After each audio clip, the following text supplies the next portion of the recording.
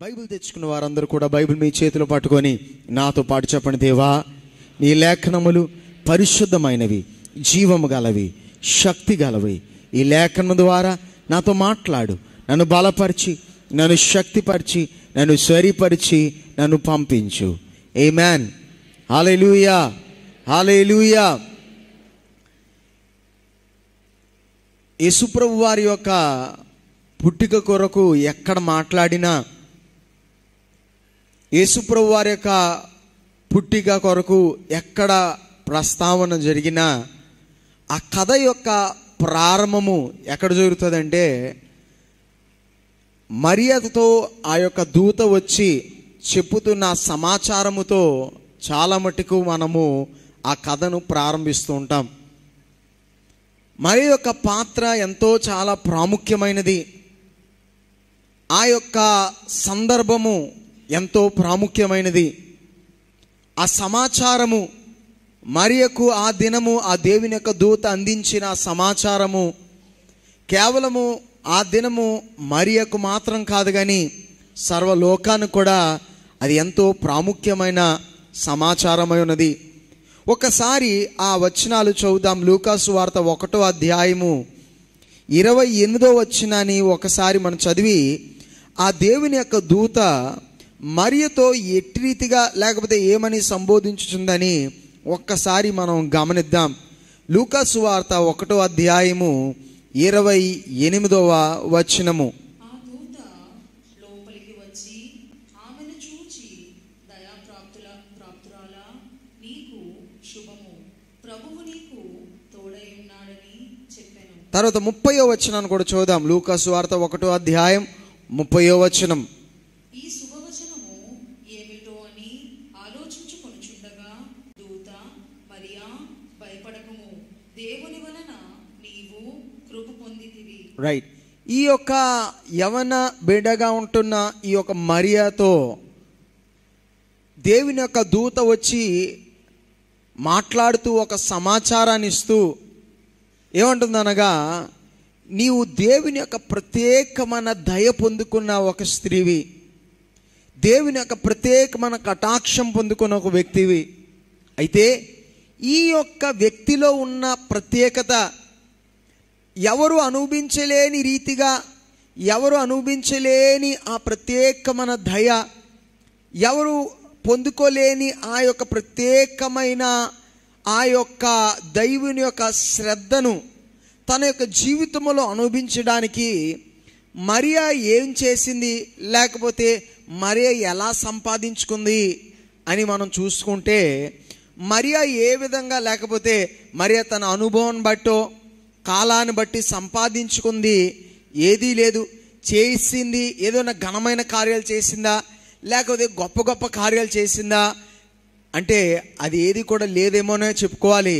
కానీ ఒక్క కార్యాన్ని బైబిల్ గ్రంథం ఏం చేస్తుందనగా 27వ వచనములో ఆ విషయాన్ని, ఆమెని దేవుని యొక్క దూత లేకపోతే బైబిల్ గ్రంథము మరియ కొరకు చెప్తున్నప్పుడు ఎలాగా ఆమె కొరకు మాట్లాడుతుంది. 27వ వచనాన్ని చదువుదాం ఒకసారి. యా. వంశస్థుడైన యోసేపును ఒక పురుషునికి ప్రదానము చేయబడిన కన్యక యొద్దకు దేవుని చేత పంపబడెను. ఆ కన్యక పేరు మరియా. మరియ కొరకు మాట్లాడుతున్నప్పుడు మొట్టమొదటి ఏమనగా, ఆ కన్యకైన మరియా, ద వర్జిన్, ఆమె కన్యకగా ఉన్నది. ఆ కన్యకగా ఉండుట అంటే అది ఏం చూపెడుతుంది అనగా, ఆమె తన జీవితాన్ని ఏం చేస్తుంది అనగా పరిశుద్ధంగా ఉంచుకుంది. మరియా ఎందుకు దేవుని చేత ఘనంగా ఎంచబడింది, మరియా ఎందుకు దేవుని యొక్క ప్రత్యేకమైన దయ పొందుకున్న ఒక స్త్రీగా తీర్చబడింది, దేవుని యొక్క ప్రత్యేకమైన కటాక్షం పొందుకున్న స్త్రీగా ఎందుకు తీర్చబడింది అంటే, మరియా చేసిన గొప్ప కార్యాలు, మరియా కొన్న ఎక్స్పీరియన్సెస్, మరియా చెప్పగలిగే కార్యాలు, చేయగలిగే కార్యాలు బట్టి కాదు, కానీ తన జీవితాన్ని ఏం చేసుకుందనగా పరిశుద్ధంగా ఉంచుకుంది. తన జీవితాన్ని పరిశుద్ధంగా ఉంచుకున్నట్టు బట్టి,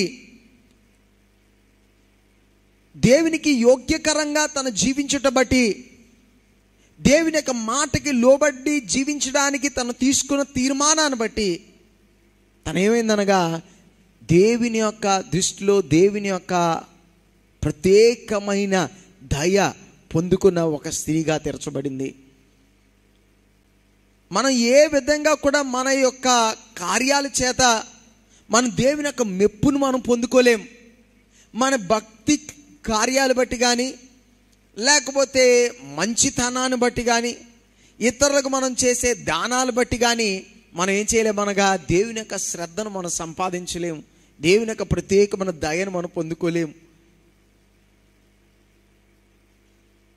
కానీ మన యొక్క జీవితాలు పరిశుద్ధంగా మనం జీవించడానికి మనం తీర్మానం తీసుకున్నప్పుడు, దేవుని యొక్క మాటకు లోబడి ఒక పరిశుద్ధమైన జీవితం కలిగిన వారే మనం తీర్చబడినప్పుడు అదే అవుతుందనగా దేవునికి ఎంతగానో అంగీకారంగా, దేవునికి ఎంతగానో ప్రీతికరంగా అది తీర్చబడుతుంది. రోమీలకు రాసిన పత్రిక 12వ అధ్యాయం 1వ వచనం మీరు తీయ అవసరం లేదు, అందరికీ తెలిసిన లేఖన భాగములే. అక్కడ మనకి చెప్పబడుతున్న మాట ఏమనగా, మన శరీరములు ఏం చేయమన్నాడు అనగా సజీవ యాగంగా. ఇంగ్లీష్ బైబిల్లో అంటది, this is your true and proper worship. ఇది ఒక యథార్థమైన, పరిపూర్ణమైన, స్వచ్ఛమైన ఆరాధన. ఏంటి? మన శరీరములను సజీవ యాగంగా దేవునికి సమర్పించుకొనుట. మన యొక్క జీవితాలు దేవునికి ఆ యథార్థంగా మనం సమర్పించుకున్నట్టులో దేవుని యొక్క మన యొక్క శరీరాలు సజీవ యాగంగా సమర్పించుకున్నట్లు మనం ఏమవుతున్నామనగా దేవుని ఆరాధన చేయువారే తీర్చబడుతున్నాం. చాలాసార్లు మన ఆరాధన అనేగానే మన మనసులోకి ఏమొస్తుందంటే, ఒక చేతులు ఎత్తాలి, మోకాలు వేయాలి, లేకపోతే సాష్టాంగ పడాలి, లేకపోతే ఏదో పాట పాడాలి, లేదా ఏదో మాటలు చెప్పాలి, అవన్నీ ఉన్నాయి కదండి. ఇంకోటి ఉంది, అదేంటో తెలుసా? మన శరీరం ద్వారా మన యొక్క జీవితాల్లో దేవుని యొక్క మాటకు లోబడ్డానికి మనం తీసుకుంటున్న తీర్మానాలను బట్టి, మనం యేసుప్రభుని నమ్ముకున్నామనో, యేసుప్రభుని వెంబడించడానికి తీర్మానం తీసుకున్నామనో, బాప్తీసం తీసుకున్నామనో, ప్రభు బలలో పాలు పొందుతున్నామనో, ఏ కారణాలు బట్టి మన శరీరం ఏమవట్లేదనగా శరీర ఆశలు, కోరికలు లేకుండా, లేకపోతే అది పరిపూర్ణంగా రూపాంతరం చెందినగా తీర్చబడట్లేదు. ఈ లోకములో నువ్వు బ్రతుకుతున్న కాలమంతా నువ్వు ఏం చేయాలనగా అనుదినము కూడా నీ శరీరముతో నువ్వు పోరాడుతూనే ఉండాలి. ఒకవేళ అలాంటి అవసరం లేకపోతే ఆత్మఫలాల్లో ఆశా నిగ్రహాన్ని దేవుడు ఇచ్చేవాడు కాదు. ఆత్మఫలములు దేవుని యొక్క ఆత్మచేత నింపబడిన ఆయన ప్రజలకు ఇచ్చాడు.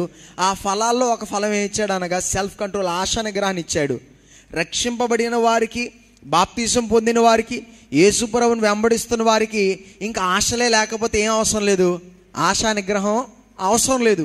కానీ దేవుని మనకు ఎందుకు ఆశా నిగ్రహాన్ని ఇచ్చాడు అనగా మనం ఆత్మీయంగా మనం రక్షింపబడ్డాము. కానీ మన శరీరములు ఇంకా లోకమైన బీజమైనది, ఈ లోక సంబంధమైనది.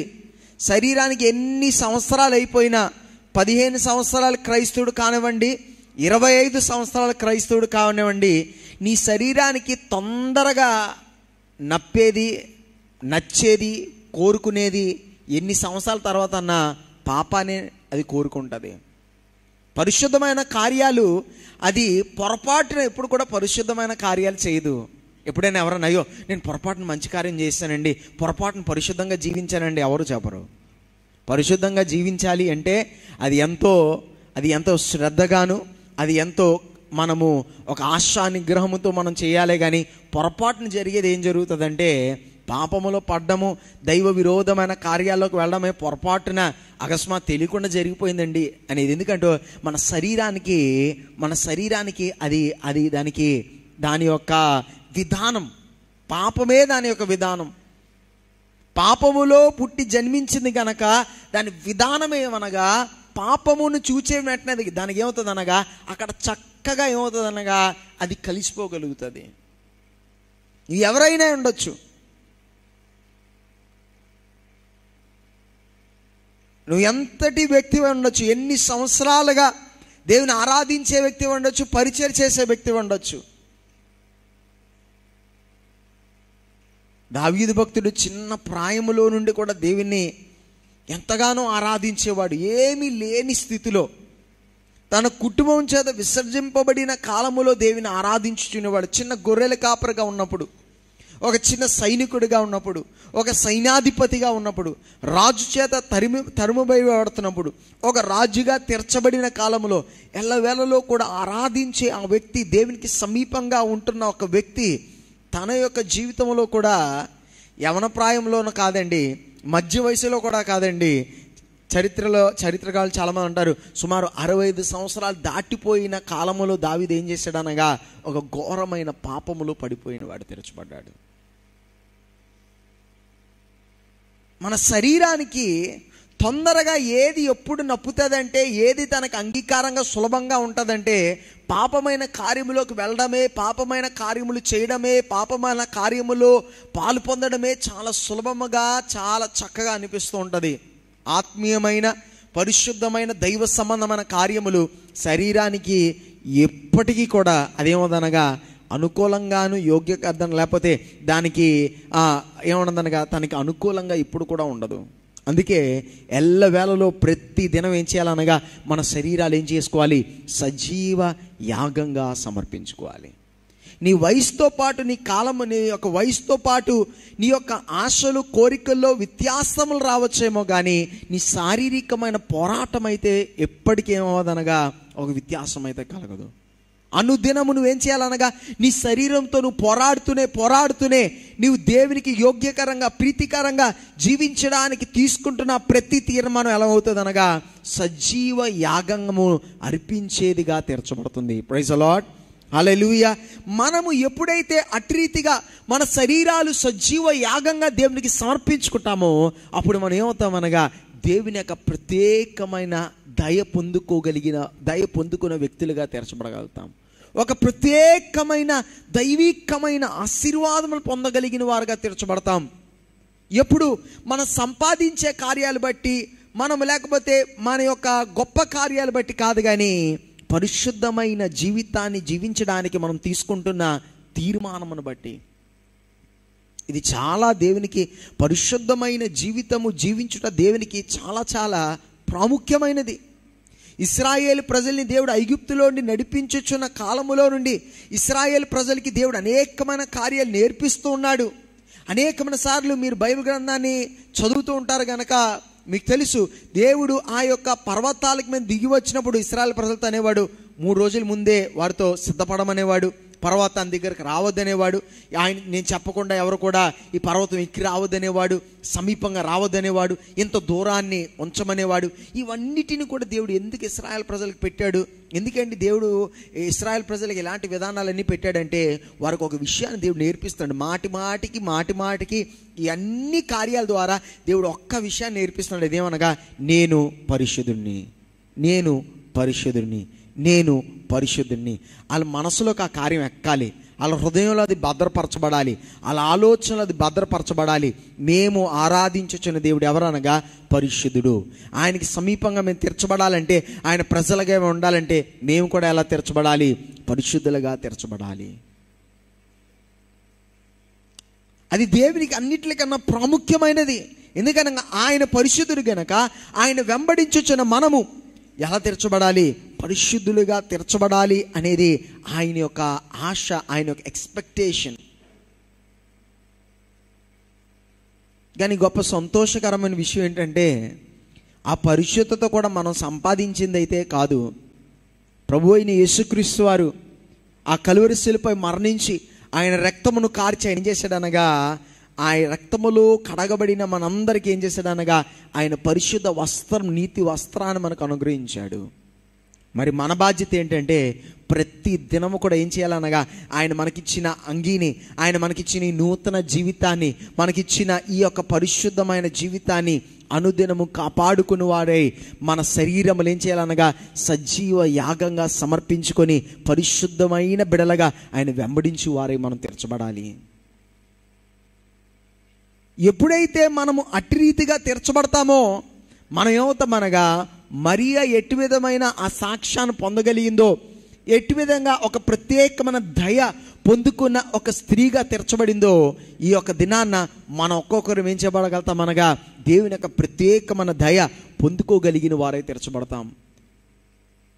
ఈ యొక్క దినాన నిజంగా నీ జీవితంలో ఒక వ్యత్యాసము కావాలని నువ్వు ఆశిస్తున్నట్లయితే, నీ జీవితంలో నీకు నిజమైన సంతృప్తి లేకపోతే, నా జీవితం దీనికన్నా ఇంకా ఆశీర్వాదకరంగా ఉంటే బాగుండేది, నా పరిస్థితి దీనికన్నా ఇంకా లేకపోతే అనేకులకి ఆశీర్వాదకరంగా ఉండాలి, నా జీవితం అనేకులకి దీవనకరంగా తీర్చబడాలి, నేను చేయించిన కార్యాలు దేవుని యొక్క ప్రత్యేకమైన, ఏదో నేను రక్షింపబడ్డాను, ఏదో క్రైస్తవుడిగా బ్రతుకుతున్నాను, దేవుడు నన్ను దీవించాడు అంటే సరిపోలేదు. నేను నిజముగా దేవుని యొక్క పరిపూర్ణమైన దీవెనలు, దేవుని యొక్క పరిపూర్ణమైన ఆశీర్వాదాలు నేను అనుభవించాలి, నేను ఒక ప్రత్యేకమైన రీతిగా అనేకులకు దీవెనకరంగా ఆశీర్వాదకరంగా తీర్చబడాలి అనే ఆశ నీకు ఉన్నట్లయితే, ఈ దినాన చేయవలసిన కార్యం ఏంటో తెలుసా? నీ యొక్క శరీరములో నువ్వు నీ శరీరాన్ని దేవునికి సజీవ యాగంగా సమర్పించుకొని పరిశుద్ధమైన జీవితాన్ని జీవించే ఒక తీర్మానం తీసుకునే వ్యక్తిగా తీర్చబడాలి. ప్రతి కార్యములో కూడా నువ్వు ప్రత్యేకత అనుభవిస్తావు. నీ యొక్క చదువులై ఉండొచ్చు, నీ ఉద్యోగమై ఉండొచ్చు, నీ వ్యాపారమై ఉండొచ్చు, నీ ఉద్యోగము లేకపోతే నువ్వు చేయించి నీ చేతులు పెడుతున్న ప్రతి కార్యము కూడా అది ఆశీర్వాదకరంగా తీర్చబడుతుంది. కారణం ఏంటంటే నువ్వు దేవుని యొక్క ప్రత్యేకమైన దయ పొందుకున్న వ్యక్తివి, నువ్వు దేవుని యొక్క ప్రత్యేకమైన శ్రద్ధ పొందుకున్న వ్యక్తివి. దేవుడి యొక్క శ్రద్ధ నీ మీద ఉన్నట్లయితే, దేవుని యొక్క చూపు నీ మీద ఉన్నట్లయితే, ఎల్లప్పుడూ కూడా దేవుడు నీ యొక్క ప్రతి కార్యాలయ శ్రద్ధ కలిగి ఉన్నట్లయితే నీ కార్యాలు మార్పు చెందకుండా మానుతాయా? మానవు. నీ ప్రతి పరిస్థితి వ్యత్యాసం కలుగుతుంది.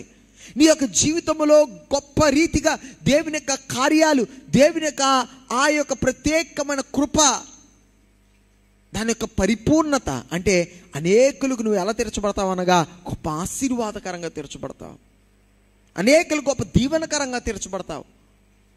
నీ యొక్క మాటలు, నువ్వు అక్కడికి వెళ్ళడము, నువ్వు వాళ్ళతో కాలం గడపడము, నీ యొక్క ఉద్యోగం, నీ యొక్క వ్యాపారం, నీ జీవితం ఏమవుతుంది అనగా అనేకులకు ఆశీర్వాదకరంగా తీర్చబడుతుంది. ఎప్పుడు అనగా నీ యొక్క జీవితం ఎలా ఉన్నప్పుడు? పరిశుద్ధముగా.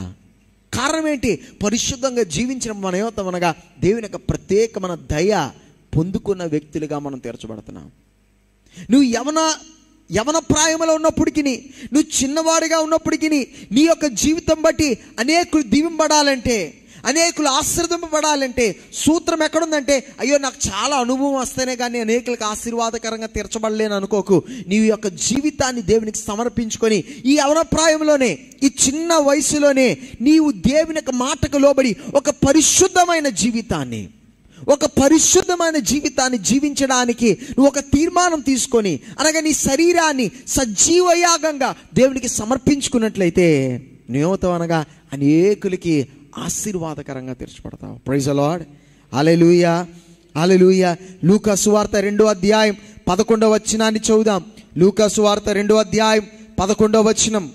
దావీదు పట్టణమందు యా నేడు రక్షకుడు మీ కొరకు పుట్టి ఉన్నాడు, ఈయన ప్రభువైన క్రీస్తు. రైట్. యేసు ప్రభు వారి కొరకు చెప్పబడుతున్న మాట ఈ దినాల్లో, ఈ యొక్క క్రిస్మస్ సీజన్లో ఎక్కడికి వెళ్ళినప్పటికీ ఈ మాట మీరు చదవగలుగుతారు, ఈ మాట మీరు వింటూ ఉంటారు, అనేకులు పలుకుతూ ఉంటారు. అయితే నేను ఈ ఉదయకాల సమయంలో అక్కడ చూపెడుతున్న ఒక మాట ఏమనగా, ఒక రక్షకుడు. ఆ దినాన వారందరూ ఏం వేచి ఉంటున్నారు అనగా ఒక రక్షకుడు కొరకు వేచి ఉంటున్నారు. ఇశ్రాయేలు ప్రజలు వారు ఆత్మీయంగాను శారీరకంగాను ఏం చేస్తున్నారనగా ఒక రక్షకుడు కొరకు వేచి ఉంటున్నారు. ఒక మెస్సయ్య వస్తాడు. ఆత్మీయమైన ఆ విడుదల ఇవ్వడం మాత్రం కాదు, కానీ శారీరకంగా వారు ఎలా ఉన్నారనగా బానిసత్వంలో ఉన్నారు. రోమా ప్రభుత్వం యొక్క బానిసత్వంలో ఉన్నారు. ఆ బానిసత్వంలో వారు ఏం వేచి ఉన్నారనగా మాకు ఒక రక్షకుడు కావాలి, ఈ మెస్సయ్య ఎప్పుడు వస్తాడా, రక్షకుడు ఎప్పుడు వస్తాడా అనే ఆ ఎదురు చూపులో వారు ఉన్నారు. ఎంతగా వారు మెస్సయ్య కొరకు వేచి ఉన్నారంటే, బాప్తిస్మిచ్చిన యోహాను పలికిన ఒక మాటలో మనం చూడగలుగుతాం. మత్తయి సువార్త 11వ అధ్యాయం 3వ వచనములో బాప్తిస్మిచ్చిన యోహానికి చాలా నిరుత్సాహం కలిగినప్పుడు చెప్పిన ఒక మాట మనం ఒకసారి చదువుదాం. మత్తయి సువార్త 11వ అధ్యాయం 3వ వచనం.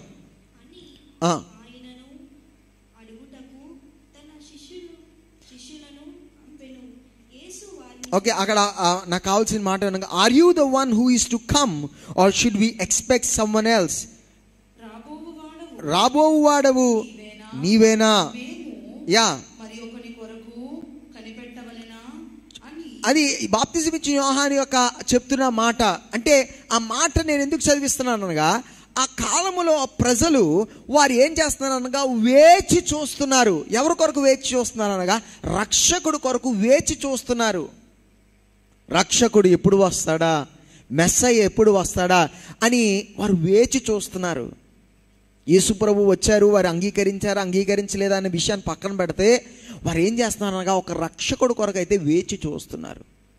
వారి జీవితంలో ఒక రక్షకుడు కావాలి, మా పరిస్థితి మారాలంటే మాకు ఈ మెస్సయ్య రావాలి, రక్షకుడు రావాలి అని వారు ఎంతగానో ఎదురు చూస్తున్నారు. ఆత్మీయంగాను శారీరకంగాను అన్ని రీతిలుగా వారు నలిగిపోతున్న స్థితిలో వారు దేని కొరకు ఎదురు చూస్తున్నారు అనగా ఒక రక్షకుడు కొరకు వేచి చూస్తున్నారు. ఈ రక్షకుడు కొరకు వేచి చూస్తున్నారు, కానీ ఆ రక్షకుడు వారి మధ్యలోకి దిగి రావడానికి ఏం కావాలనగా ఒక యోగ్యకరమైన ఒక పాత్ర కావాలి. ఒక పాత్ర, ఒక వెసల్, ఒక పాత్ర కావాలి. ఈ యోగ్యకరమైన పాత్ర చేత, దేవుని చేత ఎన్నుకోబడదగిన ఒక పాత్ర ఉన్నట్లయితేనే వారు ఆశించే ఆ రక్షకుడి యొక్క అనుభవాన్ని వారు అనుభవించగలుగుతారు. ఆ ఎన్నుకోబడిన పాత్ర ఎవరనగా మరియ ఉన్నది. దేవుని యొక్క ప్రత్యేకమైన దయ పొందుకున్న మరియ ఉన్నది. నేను దానికి కారణం చెప్పాను.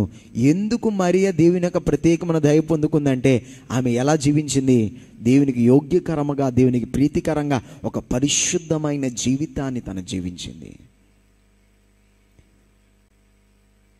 ఈ యొక్క దినములో కూడా దేవుని యొక్క కార్యాలు మన మధ్యలో, మన ప్రాంతాల్లో, నీ స్కూల్లో, నీ కాలేజీలో, నీ ఉద్యోగ స్థలాల్లో, నీ వ్యాపార స్థలములో, నువ్వు ఉంటున్న స్థలంలో దేవుని యొక్క కార్యాలు జరగాలి. ఎందుకనగా ఆనాడు ప్రజలు ఎలాగైతే బంధకంలో ఉన్నారో ఈనాడు కూడా ప్రజలు ఎలా ఉన్నారనగా అదే బంధకంలో ఉన్నారు. ఏం బంధకాలు ఉన్నాయండి? మనుషులందరూ స్వతంత్రులుగా ఉన్నారంటే అవును, ప్రభుత్వ పరంగా చూసినట్లయితే స్వతంత్రులుగా ఉన్నారు, కానీ ప్రతి వ్యక్తి కూడా ఎలా ఉన్నాడనగా తన యొక్క జీవితంలో అనేకమైన బానిసత్వంలోనే ఉన్నాడు. అనేకులు మత్తు పానీయములకు బానిసలుగా తెరచబడ్డారు. మత్తు పానీయాల కన్నా ఇంకా భయంకరమైనది ఏంటంటే అనేకులు తమ యొక్క సొంత ఆలోచనలకు బానిసలుగా తెరచబడి ఉన్నారు. మత్తు పానీయాలన్నా తప్పించుకొని వెళ్ళొచ్చు. డి అడిక్షన్ సెంటర్లో జాయిన్ చేస్తే ఆ డి అడిక్షన్ సెంటర్లో నీకు కొన్ని నెలల పాటు, 45 రోజుల పాటు నీకు మందు దొరకకుండా వాడు ఉంచగలుగుతాడు, కానీ నీ ఆలోచనల యొక్క బానిసత్వంలో నుండి నిన్ను ఎవడు కాపాడగలుగుతాడు?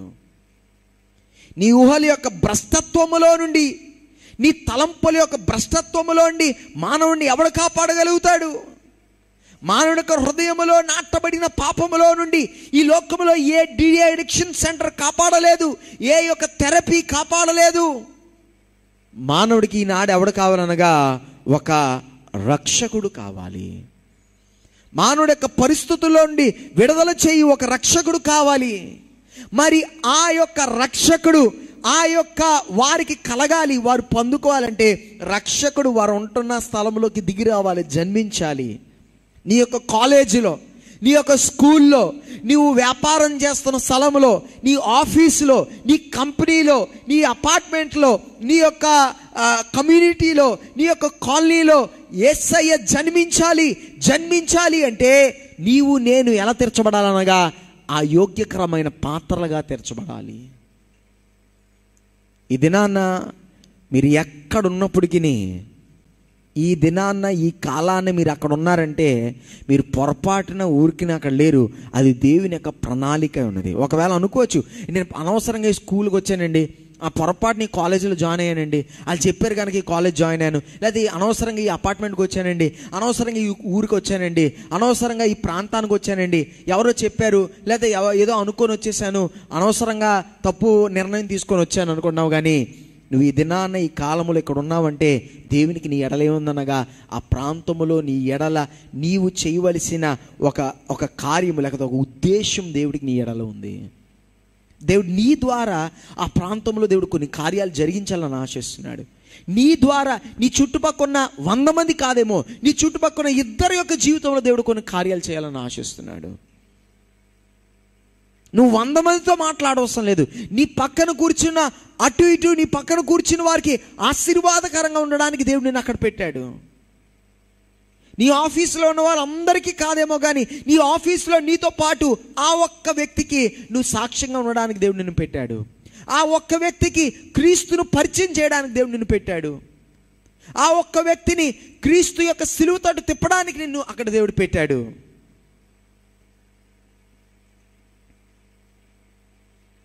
ఒక పాత్ర లేకపోతే, ఒక యోగ్యకరమైన ప్రీతికరమైన అంగీకారమైన పాత్ర లేకపోతే అక్కడున్న ప్రజలు ఎంత వేచి చూసినప్పటికీ వారు ఏం చేయలేరు అనగా రక్షకుని యొక్క అనుభవాన్ని వారు అనుభవించలేరు. దేవుడు సర్వంపై అధికారం గలవాడు. ఆయన సర్వమును ఆయన నచ్చినట్లు తోచినట్లు ఆయన చేయగలుగుతాడు. కానీ దేవుడు ఈ లోకములో ఏది జరిగించాలన్నా ఆయన ఏమి ఎంచుకున్నాడంటే మన ద్వారా జరిగించడానికి ఆయన ఎంచుకున్నాడు. హి చోస్. చేయలేక కాదు, జరగక కాదు, కావాలని కాదు, మనం లేకపోతే జరగదు, లేకపోతే మనం లేకపోతే ఆయన చేయలేక కాదు. కానీ ఆయన ఏమి ఎంచుకున్నాడు అనగా మనం లేకుండా చెయ్యను అని ఆయన ఏం చేసుకున్నాడు అనగా ఆయన ఎంచుకున్నాడు.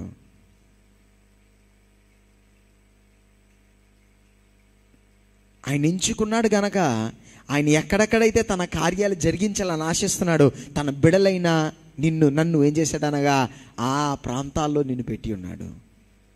ఇదేనా ఒక్కసారి ఆ యొక్క ఉద్దేశంతో నువ్వు ఉన్న స్థలాన్ని చూడడం ప్రారంభించు. ఆ ఉద్దేశంతో నువ్వు ఎక్కడ ఉన్నప్పటికీ ఎక్కడ ఏది చేస్తున్నప్పటికీ ఆ ఉద్దేశంతో ముందుకు వెళ్ళడం ప్రారంభించు. అక్కడ ఒక రక్షకుడు జన్మించాలి. ప్రజల యొక్క జీవితం మార్చబడ్డానికి ఒక రక్షకుడు కావాలి.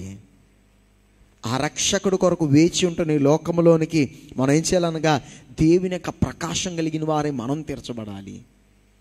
దేవుని యొక్క ప్రకాశమును మనలో కలిగిన వారై తీర్చబడాలి. మనలో దేవుని యొక్క ప్రకాశం లేకపోతే, మనలో దేవుని యొక్క వెలుగు లేకపోతే చీకట్లో ఉన్నవాడికి మనం ఏం చేయలేము, వెలుగు చూపెట్టలేము. లోకములో ఒక చెప్పకుండానే, లోకములో బయటికి చెప్పకుండానే ఒక మాటను మానవుడు పలుకుతున్నాడు. ఆ మాట ఏమిటంటే కీర్తనలో 4:6 ఒకసారి చదువుదామా. Psalms 4:6, కీర్తన 4:6. కీర్తన 4:6. మాకు మేలు చూపువాడు ఎవడని పలుకువారు అనేకులు.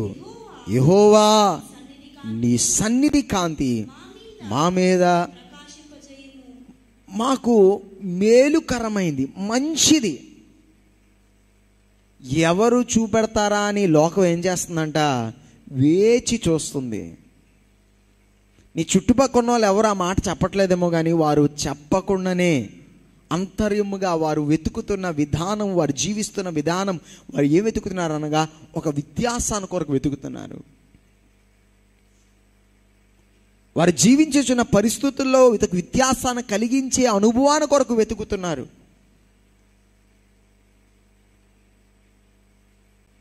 జీవితాలు మార్చే ఒక అనుభవాన్ని కొరకు వెతుకుతున్నారు. మరి అటువంటి అనుభవం వారు వెతుకుతుండగా ఆ అనుభవాన్ని మనం ఇచ్చేవారుగా మనం తీర్చబడాలి అంటే మనలో ఏది లేదు. కానీ కీర్తనకారుడు అన్నట్లు, అయ్యా నీ యొక్క సన్నిధి నీ ముఖ కాంతి నా మీద ఏం చెప్పడాలనగా ప్రకాశింపచేయము. అప్పుడు మనం ఏమవుతామనగా ఈ యొక్క మంచిని వెతుకుతున్న వారికి, మేలుని వెతుకుతున్న వారికి మనం ఏమవుతామనగా జవాబుగా మనం తీర్చబడగలుగుతాం, ఆశీర్వాదకరంగా తీర్చబడగలుగుతాం. కానీ అట్టి రీతిగా ఒక పాత్రలుగా తీర్చబడాలంటే మళ్ళీ మొదటి విషయానికి వచ్చేయాలి. మనం ఏం చేయాలనగా మన శరీరాలు దేవునికి సజీవ యాగంగా సమర్పించుకొని పరిశుద్ధమైన పాత్రలుగా జీవించే ఆ తీర్మానాన్ని మనం తీసుకున్న వారే, ఆ నిర్ణయాన్ని మనం ఏం చేసుకోవాలనగా తీసుకున్న వారే మనం తీర్చబడాలి. యేసు ప్రభు వారి లేకపోతే ఈ యొక్క యవన బిడ్డ అయిన యవన స్థితిలో ఉంటున్న ఈ యొక్క మరియతో దేవుని యొక్క దూత అన్ని మాటలు చెప్తున్నప్పుడు, ఈ మాటలన్నీ పలుకుతున్నప్పుడు మరియకు అన్ని మాటలు ఏం అర్థం కావట్లేదండి.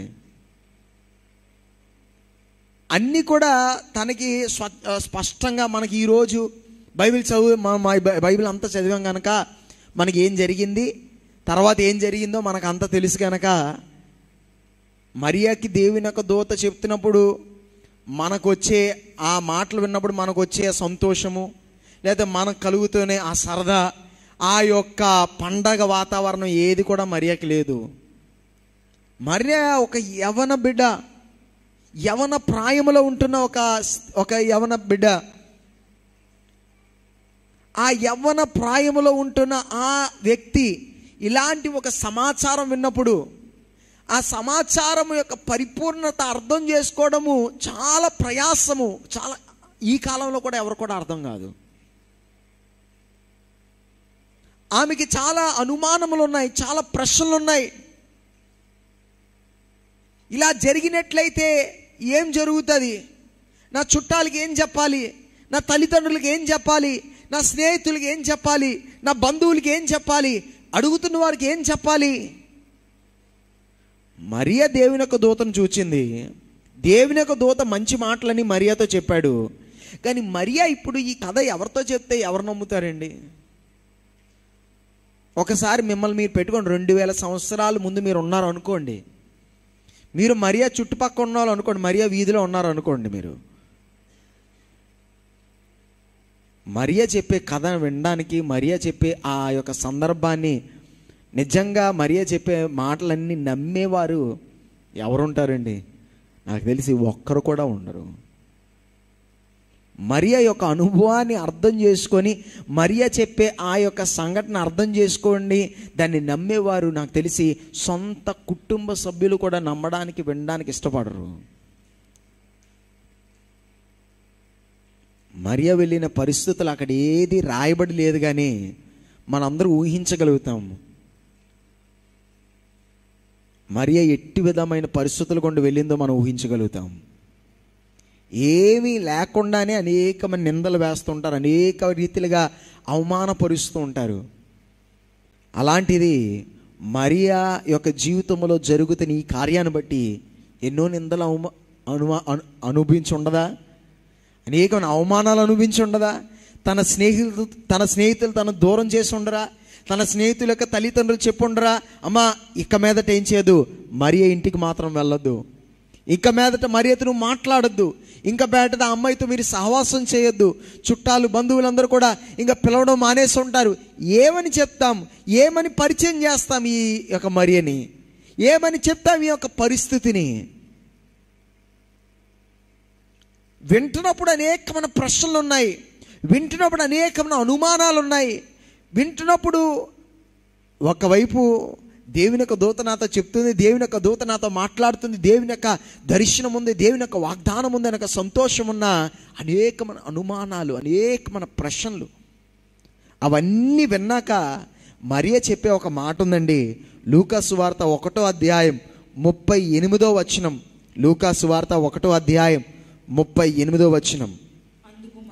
యా, ఇదిగో ప్రభు దాసురాలను, నీ మాట చొప్పున నాకు జరుగునుగాక. మరియా అంటుంది, అయ్యా నీ మాట చొప్పున నాకు జరుగునుగాక. నాకు ఏది అర్థం కావట్లేదు, నువ్వు చెప్పింది కొంచెం కొంచెమే అర్థమైంది, నాకు ఇంకా పూర్తిగా అర్థం కావట్లేదు, దీని యొక్క వివరణ ఏంటో నాకు అర్థం కావట్లేదు, దీనికి కారణం ఏంటో అర్థం కావట్లేదు, అందరితో ఏం చెప్పాలో నాకు అర్థం కావట్లేదు, అందరిని ఎలా ఒప్పించాలో నాకు అర్థం అవ్వట్లేదు, తర్వాత ఏం జరుగుతుందో నాకు తెలియట్లేదు. అనేకమైన ప్రశ్నలు ఉన్నాయి, అనేకమైన అనుమానాలు ఉన్నాయి, చాలా అర్థం కాలేని విషయాలు ఉన్నాయి, లాజికల్గా లేని చాలా కార్యాలు ఉన్నాయి. కానీ నీవు చెప్పావు గనక అవన్నీ కూడా నా జీవితంలో జరుగునుగాక. ఇదిగో నా జీవితాన్ని ఏం చేస్తున్నాను, నీకు సమర్పించేసుకుంటున్నాను. అలాంటి ఒక మాట తను పలకడము ఎంత గొప్ప రీతిగా తన జీవితాన్ని దేవుని యొక్క దర్శనానికి సమర్పించుకుందండి. ఎంతగా దేవుని యొక్క పిలుపుకు తన జీవితాన్ని సమర్పించుకుంది, దేవుని యొక్క మాటకు, దేవునిచ్చిన దర్శనానికి తన జీవితాన్ని ఎంతగా పరిపూర్ణంగా సమర్పించుకోవడానికి, ఎంతగా లోబడ్డానికి సిద్ధపడింది. ఆ చిన్న ప్రాయములో, ఆ యవన ప్రాయములో ఉంటున్న ఆ యవన బిడ్డ ఏం అనుభవం ఉంది, ఏమి చూచింది, లోకాన్ని ఏమి తెలుసు, కానీ ఆ యవన ప్రాయములో తాను తీసుకుంటున్న ఒక నిర్ణయము ఏమనగా, నీ దర్శనానికి నేను ఏమవుతాననగా నిన్ను దాసురాలుగా తీర్చబడతాను. అంత అర్థం అయ్యేని కాదు, అంత బాగా నాకు అర్థమైపోయిందని కాదు. చాలాసార్లు మనం దేవుడు మనతో మాట్లాడితే, దేవుడు మనకు దర్శనాలు ఇస్తే, దేవుడు మనకు పిలిపిస్తే మనం ఏం వెతుకుతామంటే క్లారిటీ కొరకు వెతుకుతాం. దేవా ఇంకా చెప్పు, ఇంకా చెప్పు, ఇంకా చెప్పు. ఏమవుతుంది, వచ్చే నెల ఏమవుతుందో చెప్పు, వచ్చే సంవత్సరం ఏమవుతుందో చెప్పు, సరే ఇలా చేస్తాను, ఇలా అవుతే ఏమవుతుందో చెప్పు, నాకు బాగా అర్థం కావట్లేదు, ఇంకా మాట్లాడు, ఇంకా చెప్పు, అప్పుడు చేస్తాను, ఇలా చెప్పు, అలా చెప్పు అని మనం ఏం చేస్తామనగా ఇంకా క్లారిటీ కొరకు వెయిట్ చేస్తూ అయ్యా నాకు అంత చక్కగా చెప్తే, స్టెప్ అంతా నువ్వు బొమ్మ చక్కగా గీసిస్తే ఒక కాగితం ఇస్తాను, కాగితం మీద అంతా కూడా రాసిచ్చే, నెల ఏం జరుగుతుంది, సంవత్సరానికి ఏం జరుగుతుంది, నువ్వు ఆ యొక్క ఫ్లో చార్టాలు గీసిచ్చావు అనుకో, నేను దాన్ని బట్టి ఏమవుతానగా నేను ఫాలో అయిపోతాను, అప్పుడు నేను ఏం చేస్తాననగా నా జీవితాన్ని సమర్పించుకుంటానని అనేకులు దేవుని యొక్క దర్శనానికి తమ జీవితాలు సమర్పించుకోలేని వారుగా ఉన్నారు. మరియా పరిశుద్ధంగా జీవించడం మాత్రం కాదు, పరిశుద్ధమైన జీవితాన్ని జీవించి దేవుని యొక్క ప్రత్యేకమైన దయ పొందుకోవడం మాత్రం కాదు, కానీ దేవుని యొక్క దర్శనానికి ఏం చేసుకుందనగా తన జీవితాన్ని పరిపూర్ణంగా సమర్పించుకున్న ఒక వ్యక్తిగా తెరచబడింది. ఆ యథార్థంగా అయ్యా ఏదైనా పర్లేదు, నీ యొక్క ఉద్దేశం ఏదైనా దీన్ని లోబడ్డానికి, దాన్ని చేయడానికి నేను సిద్ధంగా ఉన్నాను, నీ యొక్క దర్శనము ప్రకారంగా నేను జీవించడం బట్టి, లేకపోతే నీ యొక్క దర్శనం నా జీవితంలో నెరవేర్చుట బట్టి, నా జీవితంలో కలుగుతున్న అనుభవాలు ఏదైనా దాన్ని ఎదుర్కొని నేను ముందుకు వెళ్ళడానికి నేను సిద్ధంగా ఉన్నాను.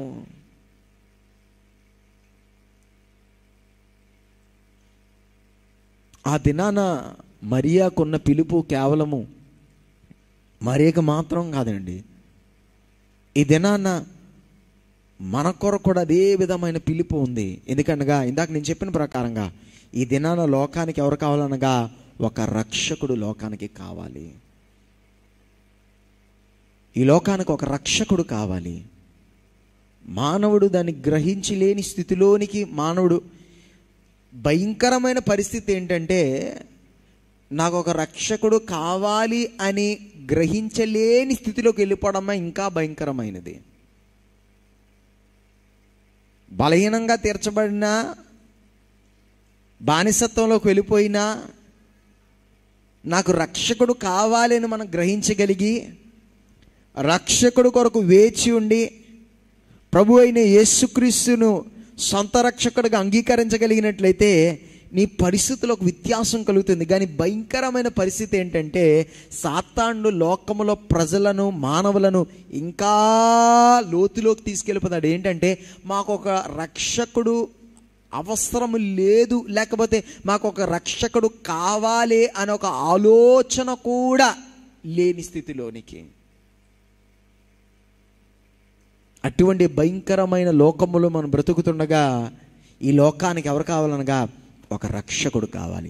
ఈ లోకానికి వెలుగు కావాలి. మరి కలగాలి అంటే ఈ దినాన మనము మన బట్టి అది ఎలా జరుగుతుందంటే మన ద్వారా.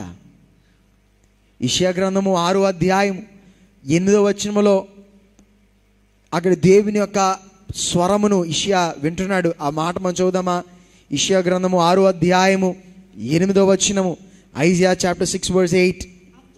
యా, నేను ఎవని పంపెదను, మా నిమిత్తము ఎవడు పోవునని ప్రభువు సెలవీయగా, ప్రభు యొక్క మాట దేవుడు అడుగుతున్నాడు, ఎవరు నేను పంపించాలి, ఎవరు మా తరపున వెళ్తారు అని దేవుడు అడుగుచున్నాడు.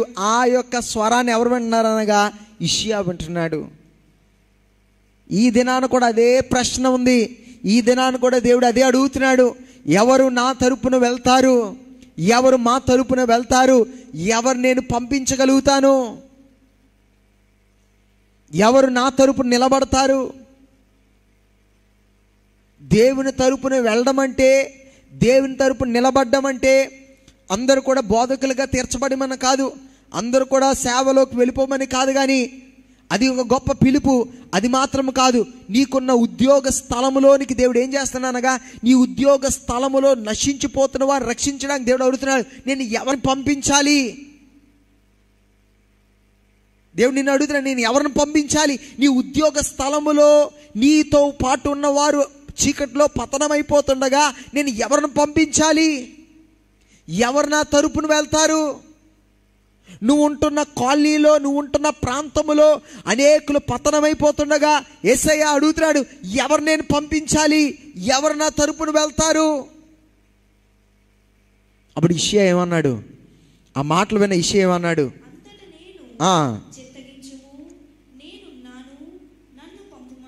ఇషయా ఏమన్నాడు? అయ్యా నేను ఉన్నాను, హియర్ ఐ యామ్, నన్ను పంపించు. ప్రైజ్ ది లార్డ్, హల్లెలూయా. ఈ దినాన ఎంతమంది అటు రీతిగా దేవుని యొక్క మాటకు స్పందించగలుగుతారు? ఎంతమంది నీ ఉన్న స్థితిలో అటు రీతిగా స్పందించగలుగుతావు? ఇదిగో దేవా నేనున్నాను, నన్ను పంపించు.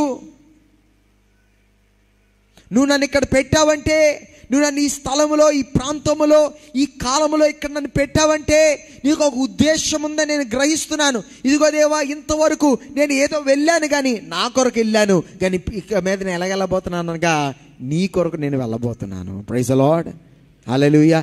నీ కొరకు నేను వెళ్ళబోతున్నాను, నీ కొరకు నేను జీవించబోతున్నాను, నీ కొరకు నేను మాట్లాడబోతున్నాను. దేవుని కొరకు నిలబడేవారు కావాలి. దేవుని యొక్క పాత్రలుగా జీవించడానికి గొప్ప తీర్మానం తీసుకున్నవారు కావాలి. దేవుని కొరకు వాడబడడానికి సిద్ధ మనసు కలిగిన వారై తెరచబడాలి. ఈ యొక్క దినాన్న ఒక సత్యాన్ని గ్రహించాలి. నీ యొక్క జీవితం యొక్క పరిపూర్ణమైన ఆనందం, నిజమైన ఆనందం ఎప్పుడు అనుభవించగలుగుతావంటే దేవుని కొరకు నీ జీవితం ఉపయోగకరంగా తీర్చబడినప్పుడు మాత్రమే. దేవుని కొరకు నీ జీవితం ఉపయోగకరంగా తీర్చబడినప్పుడు, దేవుని కొరకు ఒక యోగ్యకరమైన దేవుని యొక్క ఉద్దేశం నెరవేర్చగలిగే ఒక పాత్రగా మనం తీర్చబడినప్పుడు మన జీవితంలో నిజమైన ఆ సంతోషమును అనుభవించగలుగుతాం. అదే మన జీవితానికి పరిపూర్ణమైన ఒక అర్థముగా, పరమార్థముగా తీర్చబడుతుంది. దానికి నీకు స్పెషల్ టాలెంటే అవసరం లేదు. అండ్ అలా పాడలేనండి, లేకపోతే ఇలా మాట్లాడలేనండి, నాకు ఇంత జ్ఞానం లేదండి, నాకు ఇది అంతా చేయడం నాకు తెలియదండి, ఇలా చెప్పడం నాకు తెలియదండి. దేవుడు అడుగుతుంది నీ యొక్క డిగ్రీ కాదు, నీ చదువు కాదు, నీ యొక్క సామర్థ్యాలు కాదు. నువ్వు సిద్ధముగా ఉన్నట్లయితే నిన్ను దేవుడు ఏం చేసుకుంటాడు అనగా, ఆయన యొక్క ఉద్దేశాన్ని కొరకు దేవుడు ఏం చేస్తాడనగా నిన్ను వాడుకుంటాడు. మన బాధ్యత ఏంటంటే మనం ఎలా ఉండాలి? రెడీ, సిద్ధపడిన వారే. ఇదిగో దేవా, ఇషయా ప్రవక్త చెప్పినట్లు ఇదిగో దేవా నేను, ఇదిగో దేవా నేను, ఇదిగో దేవా నేను అని చెప్పే వారుగా తీర్చబడాలి. మన సాకులు పక్కన పెట్టేయాలి. నీ సాకులు పనికిరావు. చాలామంది క్రైస్తవులు సాకులు చెప్తూ ఉంటారు.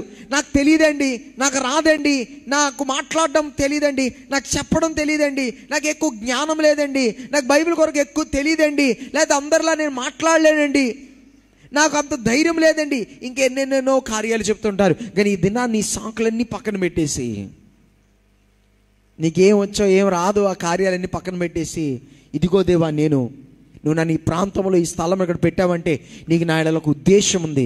అది ఏదైనప్పటికీ నా జీవితం ద్వారా నెరవేర్చు. ఇదిగో నా జీవితానికి సమర్పించుకుంటున్నాను, నేను సజీవ యాగంగా నా జీవితాన్ని సమర్పించుకుంటున్నాను. నీ మాటకు నేను లోబడ్డానికి సిద్ధంగా ఉన్నాను, నీ దర్శనానికి లోబడ్డానికి నేను సిద్ధంగా ఉన్నాను. ఏదైనా ఏమైనా నా జీవితం ద్వారా నా జీవితం ద్వారా నీ చిత్తం, నీ ఉద్దేశం ఈ లోకంలో నెరవేరాలి అని నువ్వు ఆ మాట పలికి సిద్ధపడి ఉన్నట్లయితే దేవుడు నీ ద్వారా ఏం చేయగలుగుతాడు అనగా, నీ ఉంటున్న ఆ ప్రాంతములో, ఆ కాలములో దేవుడు కొన్ని కార్యాలు దేవుడు జరిగించడం ప్రారంభిస్తాడు. ప్రైజ్ ది లార్డ్, హల్లెలూయా, హల్లెలూయా. ప్రతి కాలములో మనం ఈ కాలంలో ఇక్కడ ఉన్నామండి. రేపటి కాలంలో మనం ఇక్కడ ఉంటామో గ్యారంటీ లేదు. చాలా మట్టికి మనం కొంతకాలం అయిపోతే మనం ఇక్కడ ఎవరం కూడా ఉండం. కానీ వేరే కాలంలో వేరే ఒక వ్యక్తి ఏం చేస్తాడు అనగా, ఈ స్థలంలో ఈ యొక్క నీ ఉద్యోగ స్థలం ఉండొచ్చు, వ్యాపారం ఉండొచ్చు, చర్చ ఉండొచ్చు, ఎక్కడైనా ఉండొచ్చు, ఈ స్థలంలో వేరొక వ్యక్తి వేరొక కాలంలో ఉంటాడు. మనము ఈ కాలములో, ఈ దినములో, ఈ సమయములో మనం ఇక్కడ ఉన్నాము అంటే ఈ కాలములో, ఈ సమయములో మనం చేయవలసిన కొన్ని చాలా ప్రాముఖ్యమైన కార్యాలు ఉన్నాయి. ఒక దైవ ఉద్దేశం ఉంది. అది గతించిపోతే తర్వాత వచ్చుచున్న వాడు ఏం చేయలేడనగా మనం ఉన్న కాలాన్ని, మనం ఉన్న కాలంలో ఉన్న ఆ వ్యత్యాసాన్ని వాడు ఏం చేయలేడనగా కలిగించలేడు.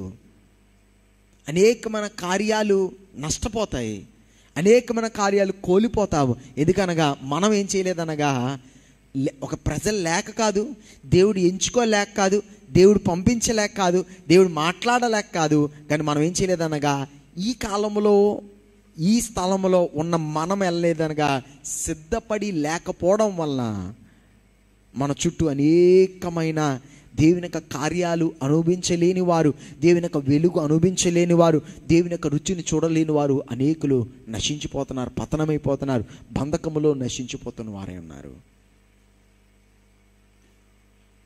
మరి ఈ దినాన్న మనం అటువంటి గొప్ప తీర్మానం తీసుకుందామా? అటువంటి ఆశ కలిగిన వారే తీర్చబడదామా? ఈరోజు ఏది కాకపోయినా, ఈరోజు పెద్ద పెద్ద నిర్ణయాలు తీసుకోకపోయినా, ఈరోజు పెద్ద పెద్ద తీర్మానాలు తీసుకోకపోయినా, ఈరోజు ఇక్కడి నుంచి వెళ్తున్నప్పుడు ప్రతి చిన్నబిడ్డేమి, ప్రతి యవనవస్తులేమి, ప్రతి వారు కూడా, ప్రతి సహోదరుడు, ప్రతి సహోదరి ఎక్కడి నుంచి ఒక ఆశతో వెళ్ళాలి. ఆశ ఏంటంటే నేను దేవుని చేత వాడబడే ఒక పాత్రగా తీర్చబడాలి. ఆ ఆశతో ఇక్కడి నుంచి వెళ్తే చాలు. నేను దేవుని చేత వాడబడే ఒక పాత్రగా తీర్చబడాలి. నేనేదో నా జీవితాన్ని నేను బతికి వెళ్ళిపోవడం కాదు. నేనేదో ఉద్యోగం చేసుకుంటున్నాను, ఏదో కొంతకాలం బ్రతుకుతాను, డబ్బులు కొంచెం సంపాదించాను, లేదా కొన్ని అప్పులు తీర్చాను, కొన్ని కార్యాలు చేసుకున్నాను, కొంచెం సంతోషంగా ఉన్నాను, అయిపోయిందంటే కాదు. నేను ఈ లోకంలో నేను బ్రతుకుతుండగా నా జీవితం బట్టి దేవునికి ఉపయోగకరంగా తీర్చబడాలి. నేను నా జీవితం బట్టి దైవ ఉద్దేశం నెరవేర్చబడాలి అనే ఆశ నీలో కలిగితే మిగతా కార్యాలు దేవుడు జరిగించడం ప్రారంభిస్తాడు. మిగతావన్నీ ఎక్కడం ప్రారంభిస్తాయి. అప్పుడు ఏం చేస్తామనగా మనం ఒక తీర్మానం తీసుకోగలుగుతాం. నా జీవితము వ్యర్థంగా పోనీయను, నా జీవితం వ్యర్థంగా పోనీయను, దేవుడు నన్ను పెట్టిన స్థలములో నేను వ్యర్థంగా పోనీయను. నువ్వు పెద్ద ఉన్నతమైన స్థాయిలో ఉండాలని లేదు. నయమాను వంటి సైన్యాధిపతి తన జీవితంలో ఒక వ్యత్యాసం కలగడానికి కారణం ఎవరనగా తన ఇంట్లో పనిచేసే ఆ ఒక చిన్నది తన ఇంట్లో ఇంటి పని చేసే చిన్నది, తనకి చదువు లేదు, తనకి ఎక్స్పీరియన్స్ లేదు, పదవి లేదు, ఏది లేదు. కానీ తన జీవితాన్ని బట్టి, తన యొక్క మాటను బట్టి తన యజమానుడు శారీరకంగా స్వస్థత పడడం మాత్రం కాదు, కానీ ఆత్మీయంగా ఏం చేయబడ్డాడు అనగా విడుదల అనుభవించిన వాడై, ఆ రక్షణను పొందుకున్న వాడై, యెహోవా యందు విశ్వసించగలిగిన వాడై తెరచబడ్డాడు. ఎవరు బట్టి? తన ఇంట్లో పనిచేసే ఆ చిన్న దాన్ని బట్టి. గనక ఇంకా ఎంతకాలం సాకులు చెప్తావు, ఇంక ఎంతకాలం కారణాలు చెప్తావు? నాకు చదువు లేదు, నాకు చదవడం రాదనో, లేకపోతే ఇంకా ఎన్ని కారణాలు చెప్తావు? నీ కారణాలన్నిటినీ పక్కన పెట్టేసి ఈ దినాన ఒక సత్యాన్ని గ్రహించు. నువ్వు సిద్ధపడి ఉంటే, ఇదిగో దేవా నువ్వు చెప్పగలిగితే నిన్ను వాడుకోవడానికి దేవుడు సిద్ధంగా ఉన్నాడు. నీ జీవితాన్ని ఉపయోగకరంగా, నిజమైన ఉపయోగకరంగా చేయడానికి దేవుడు సిద్ధంగా ఉన్నాడు. ఈ లోకంలో నువ్వు ఎన్ని చేసినా, ఎంత చక్కని కార్యం చేసినా ఏది కూడా నిత్యము నిలిచేదైతే ఏదీ లేదు. కానీ ఈ లోకంలో నువ్వు బ్రతుకుతుండగా దైవ ప్రణాళిక, దైవ చిత్తం నెరవేర్చగలిగే వ్యక్తిగా నువ్వు తీర్చబడగలిగినట్లయితే అది మాత్రం ఏం అవుతుందనగా నిత్యము నిలిచేదిగా తీర్చబడుతుంది. ఈ ఉదయం ఇక్కడి నుంచి వెళ్తుండగా అటువంటి ఆశతో వెళ్దాం. ఏం ఆశ అనగా I need to become a vessel. నేను దేవుని యొక్క పాత్రగా తెరచబడాలి, దేవుని చేత వాడబడే పాత్రగా తెరచబడాలి. వాడబడే పాత్రగా తెరచబడాలంటే మొట్టమొదటిగా మన జీవితాలు ఏం చేసుకోవాలనగా సజీవ యాగంగా సమర్పించుకొని పరిశుద్ధమైన జీవితాలు జీవించిన వారే తెరచబడాలి. తర్వాత ఏం చేయాలనగా ఆయన యొక్క దర్శనం మన జీవితం నెరవేర్చబడ్డానికి మన జీవితాన్ని పరిపూర్ణంగా ఆయన దర్శనానికి సమర్పించుకోవాలి. ఏదైనా పర్లేదు, నాకు అంత అర్థం అవ్వట్లేదు, నాకు అంత తెలియట్లేదు, నాకు రేపేం జరుగుతుందో నాకు తెలియదు, కానీ ఇదిగోనయ్యా నీ చిత్తం నా జీవితంలో నెరవేర్చును గా. కానీ మరే చెప్పినట్లు మనం చెప్పిన వారై తెరచబడాలి. ఆఖరిగా ఏం చేయాలనగా ఆయన పిలుపుకు మనం ఏం చేయాలనగా ఆయన పిలుపుకు మనం ఏం చేయాలనగా మనము స్పందించేవారుగా తీర్చబడాలి. ఆయన పిలుపుకు మనం స్పందించి, ఇదిగో దేవా వెళ్ళమంటావా, నేను వెళ్తాను. ఈ పలానా స్థలం నన్ను పెట్టావా, నేను వెళ్తాను. పలానా స్థలంలో నన్ను ఉంచావా, దాని ఉద్దేశాన్ని నేను గమనిస్తున్నాను. నేను ఇంకా ఇంతవరకు నేను బ్రతికినట్లు ఏం చేయనగా, నేను ఇంకా బతుకుతున్న కాలం గడపను ఏం చేస్తానగా, నీ ఉద్దేశాన్ని నెరవేర్చే వ్యక్తిగా నేను తీర్చబడతాను. ఇది నాటి రీతిగా చెప్పగలిగిన వారు ఉన్నట్లయితే కళ్ళు మూసుకుందామండి. మన జీవితాలు మనం సమర్పించుకుందామా? మనందరూ కూడా మన జీవితాలు సమర్పించుకుందామా? చిన్నపిల్లలు, యవనస్తులు ఎవరు కూడా అటు ఇటుగా ఉండొద్దండి. అందరూ కూడా దయచేసి కళ్ళు మూసుకుందాం, మన జీవితాలు సమర్పించుకుందాం. ఇదే నాన్న దేవునితో చేద్దాం. దేవా ఇదిగోనయ్యా నా జీవితం నీ పాదందే నేను సమర్పించుకుంటున్నాను, నీ పాదందే నా జీవితం సమర్పించుకున్నాను. అయ్యా తండ్రి, నీకు నేను పరిశుద్ధంగా అయ్యా తండ్రి నన్ను నీ యొక్క పాత్రగా చేసుకో, నన్ను నీ రక్తంలో కడుగు. ఒకవేళ ఇక్కడ కూడి వచ్చిన వారు ఎవరైనా నేను దేవుని చేత వాడబడాలంటే మరి పరిశుద్ధంగా జీవించాలి, కానీ నా పరిశుద్ధత నేను కోల్పోయాను, నా జీవితంలో నేను తీసుకున్న నిర్ణయాలు బట్టి, నా బలహీనతలు బట్టి నేను పడిపోయాను, నేను దిగజారిపోయాను అనే ఆలోచనలో ఉన్నట్లయితే ఉదయకాల సమయంలో ఒక సత్యాన్ని గ్రహించు. నీ జీవితాన్ని యేసయ్య పాదం దగ్గర సమర్పించుకోగలిగినట్లయితే పాతదంతటిని తొలగించి సమస్తమును కూడా నూతన పరచగలిగిన వాడు ప్రభు అయిన యేసుక్రీస్తు వారై ఉన్నాడు. నీ పాడైపోయిన నీ జీవితాన్ని, నీ నీతి వస్త్రము పాడు చేసుకొని, నీ నీతి వస్త్రం అంతా మచ్చలు మచ్చలుగా బురదగా అయిపోతే నీ రెండు చేతులతో దాన్ని పట్టుకొని యేసయ్య పాదం దగ్గర తీసుకురా. యేసయ్యతో చెప్పు, యేసయ్యా అయ్యా నన్ను రక్షించావు, నాకు రక్షణ అనుభవాన్ని ఇచ్చావు, నాకు నీతి వస్త్రాన్ని ఇచ్చావు, కానీ నేను దాన్ని పాడు చేసుకున్నానయ్యా. అది మురికిగా తీర్చబడింది, అది పాడైపోయిందయ్యా.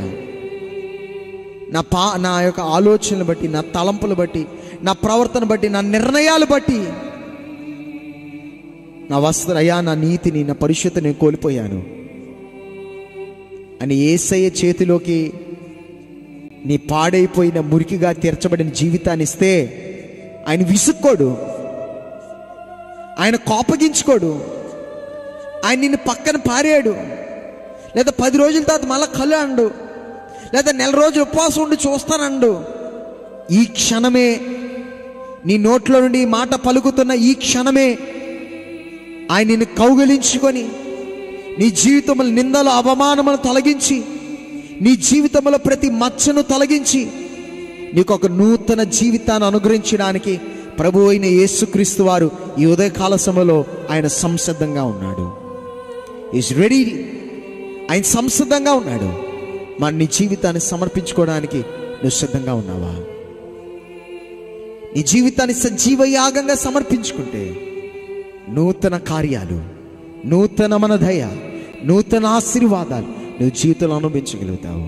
ఆయన దర్శనానికి నీ జీవితాన్ని సమర్పించుకుంటావా? ఆయన పిలుపుకు నీ జీవితాన్ని సమర్పించుకుంటావా? ఈ దినం ఈ లోకానికి ఒక రక్షకుడు కావాలి. నువ్వు ఉంటున్న స్థలంలో ఉంటున్న వారికి ఒక రక్షకుడు కావాలి.